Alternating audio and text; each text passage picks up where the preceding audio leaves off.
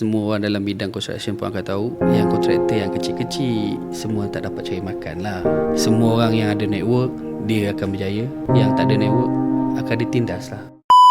Apa nasihat Tuan kepada pemain-pemain dalam industri yang masih menggunakan cara rasuah, yang orang kata bukan halalan tauhiban punya approach lah? Apa nasihat Tuan supaya kita dapat menjaga kemakmuran ummah tu?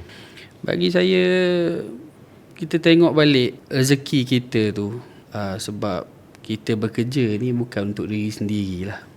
Betul. So kalau kita berpegang konsep Islam, kita bekerja ni nak ada satu kepuasan dan juga barakah. Betul. Barakah. Ya, betul. So kita nak benda tu halal lah, ya, untuk kita bagi sekeliling kita. Kita nak bantu orang pun sekalipun, takkan kita nak bagi duit yang tak mana-mana datang lah.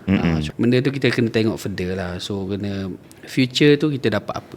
Kalau perkara ni berterusan di dalam, kita ambil lah khusus dalam bidang construction ni kan, apakah implikasi, apakah impact kepada masyarakat yang Tuan boleh nampak lah kalau berterusan dengan budaya mengambil rasuah, perkara-perkara seperti ini?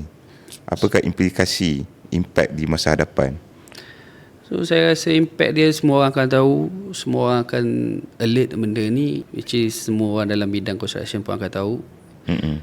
Impact dia yang kontraktor yang kecil-kecil semua tak dapat cari makan lah. I mean, semua orang yang ada network, dia akan berjaya. Yang tak ada network akan ditindas lah.